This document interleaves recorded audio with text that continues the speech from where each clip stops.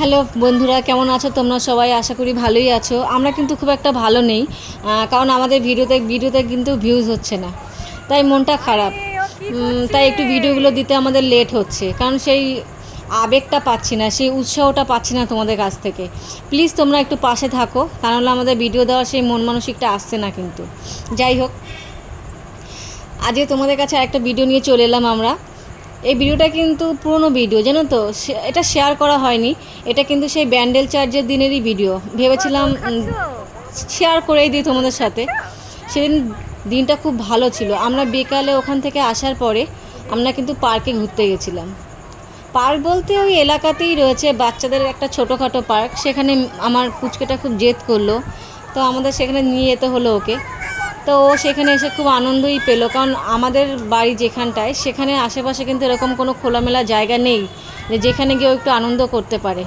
তো দেন ওকে নিয়ে আমরা সেখানে গেলাম। ও খুব মজা করছে, দেখো ও খুব আনন্দ রয়েছে। আর বড় বাচ্চাটাও তো খুবই আনন্দ পাচ্ছে, ওকে সরিয়ে ও দোলনা খাচ্ছে, আর ও আমার দিকে তাকিয়ে রয়েছে, কিছু বলতে পারছে না। আর যাই হোক, মাম্পি, ও আমার জায়ের মেয়ে, আগেই তোমাদের সাথে আলাপ করিয়েছি। ও খুব খুব ভালো একটা মেয়ে, ও আনন্দ করছে খুব আমাদের সঙ্গে গিয়ে।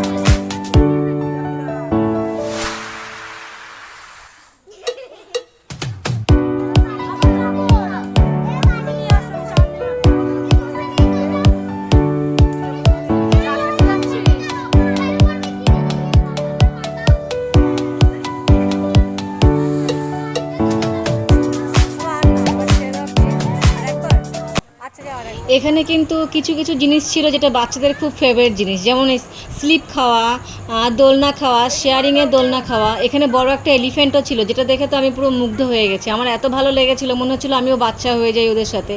আমারও মনে হচ্ছিলো যে আমি একটু দোলনার দোল খাই, কিন্তু ওখানে টোটালি বারণ ছিল যে বড় ওখানে দোল খেতে পারবেন না, ওটা একদমই বাচ্চাদের জন্য।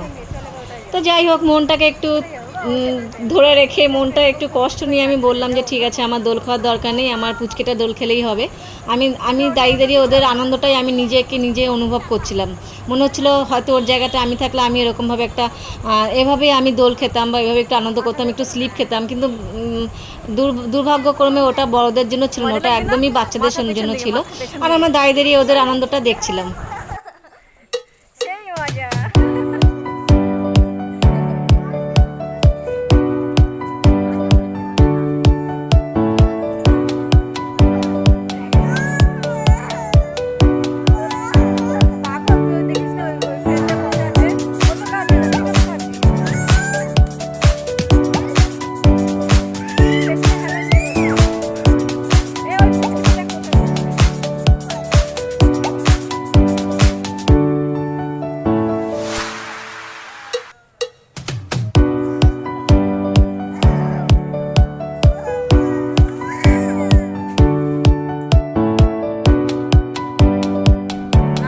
তো আমি শাইনিকে একটু বকা দিয়েছিলাম যে ও বারবার এত স্লিপ খাচ্ছে, প্যান্টটা ছিঁড়ে যাবে। ও আমার কথা শুনছিল না, তো ও বেরিয়ে যাচ্ছিলো, ও দোল খাবে না, স্লিপও খাবে না। লাস্টে আমার হাজব্যান্ড এসে ওকে আবার নিয়ে গেল যে না বেটা, তুমি চলো, তুমি করো, আমি আছি।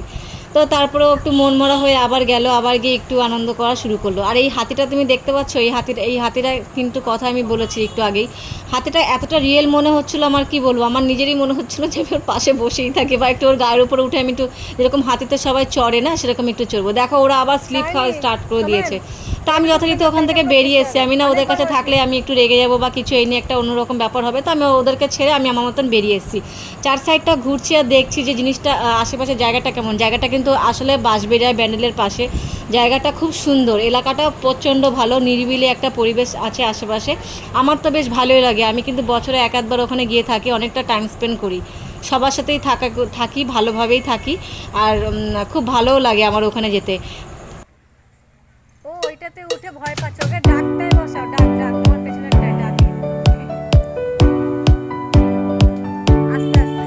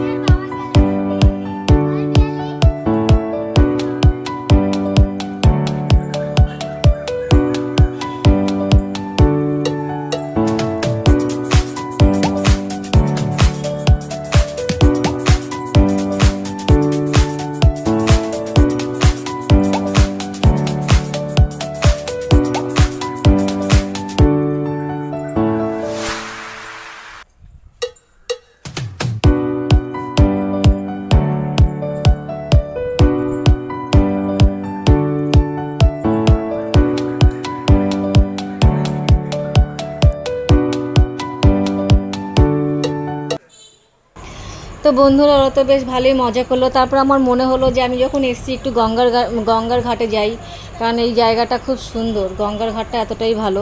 কিন্তু এই গঙ্গার ঘাটটা কিন্তু আমার খুব ভালোই লেগেছিল। এটা ইমামবাড়ার পেছনের সিনটা, আমাদের ইমামবাড়ার সামনের কোনো ফুটেজ তুলতে দেওয়া হয়নি, কারণ ওখানে টোটালি লেখাই ছিল নো ক্যামেরা। কিছু করার নেই। এবার পেছন দিকটা যখন আমরা এসেছি, পেছন দিকটা একটুখানি তুলে ধরেছি, জানি এটা বোঝা যাচ্ছে না, তারপরেও চেষ্টা করেছিলাম। এই জায়গাটা এতটাই সুন্দর ছিল যে কি বলবো।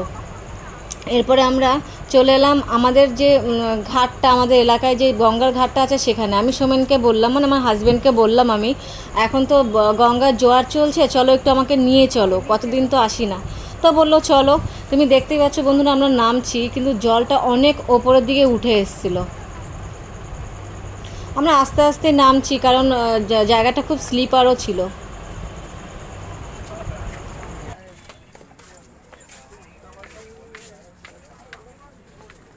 হচ্ছে ও কাউকে জায়গা দেবে না, ওকে ওকে এড়িয়ে সবাই চলো। গঙ্গার জলটা এতটাই ফুলেছিল, আমি দেখে পুরো অবাক হয়ে গেছি। যে আমি জিজ্ঞাসা করছি এতটাই কি ফোলা থাকে আমার হাজব্যান্ডকে, তখন হাজব্যান্ড বললো যে না, ও এতটা ফোলা থাকে না, যেহেতু এখন জোয়ার চলছে। আর ওই সময়টা কিন্তু বৃষ্টির সিজন ছিল, প্রচণ্ড বৃষ্টি হচ্ছিলো, বলেছিলাম ভিডিওতে। তো গঙ্গার জলটা পুরো ভর্তি ছিল, নিচে আরও সিঁড়ি ছিল, বাট সিঁড়িগুলো পুরো ঢেকে গেছিলো। তো আমি ভাবলাম ঠিক আছে, আর এত সুন্দর ঠান্ডা হাওয়া দিচ্ছিলো, আমার মনে হচ্ছিলো না যে আমি ওখান থেকে বাড়িতে চলে আসি। তা ওখানে খানিকক্ষণ আমরা দাঁড়িয়ে গঙ্গার যে সৌন্দর্যটা সেটা উপভোগ করছিলাম। তা আমরা যথারীতি ওখানে গিয়ে দেখলাম বেশ ভালোই লোকজন এসছে, সবাই এই গঙ্গার জোয়ার দেখার জন্যই এসছে। হয়তো আমার মতন সবাই যারা দেখতে পায় না তারাই এসছে, যেমন আমি দেখতে পাই না, আমি দেখার জন্য ওখানে চলে গেছি। আমাদের পুচকিটাও খুব আনন্দ পাচ্ছিল, কারণ গঙ্গার ব্যাপারটা ও প্রথম এভাবেই দেখেছে, আগে তো কখনো নিয়ে যায়নি। আর দেখেছো বন্ধুরা, জলটা পুরো মানে থই থই করছে। ওই দূরে একটা ব্রিজ ছিল, ব্রিজটাতে নাকি লোকজন, আমি জিজ্ঞাসা করছিলাম যে ওটাতে কি লোকজন যাওয়া আসা করে, তো বলছিল হ্যাঁ ওটা ওপেন হয়ে গেছে, যাওয়া আসা করে।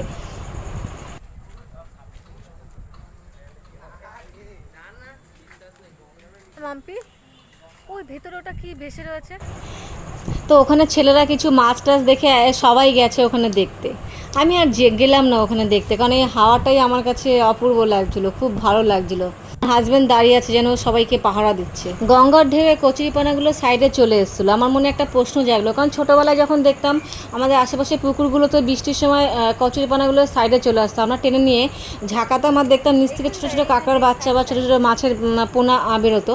তো আমি সেই অনুযায়ী ওদেরকে কোশ্চেন করেছিলাম আদৌ কি কচুরিপানার নিচে কাঁকড়া বা সেরকম ধরনের কিছু আছে। ওরা আমার কথা শুনে কিন্তু হাসছিল, আমি একটু রেগে গেছিলাম কিন্তু, ঠিক আছে। কিন্তু যাই হোক, ওরা বললো যে না নেই, কিন্তু থাকাটা স্বাভাবিক ছিল, কারণ এত বড় একটা গঙ্গা, সেখানে কচুরিপানা রয়েছে। তোমরা সবাই ভালো থেকো, সুস্থ থেকো, আর আমরাও যেন আমাদের চ্যানেলটিকে আরও বেশি করে সামনের দিকে এগিয়ে নিয়ে যেতে পারি, এভাবেই তোমরা আমাদেরকে সাহায্য করো। আর তোমাদের সঙ্গে দেখা হবে নতুন আরেকটি ব্লগে।